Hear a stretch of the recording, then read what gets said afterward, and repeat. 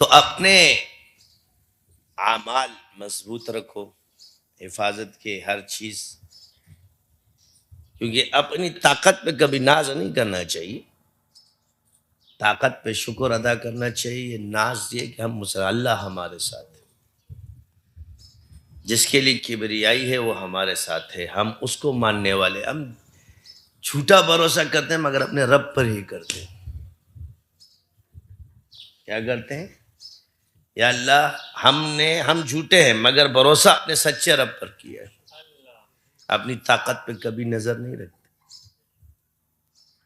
اور اس رب کے فضل و کرم سے آج تک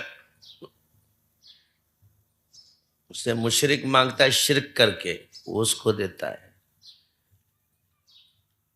جو بھی مانگ رہا ہے اس کو دے رہا ہے، تو ہم جھوٹے بندے ہیں اس کے،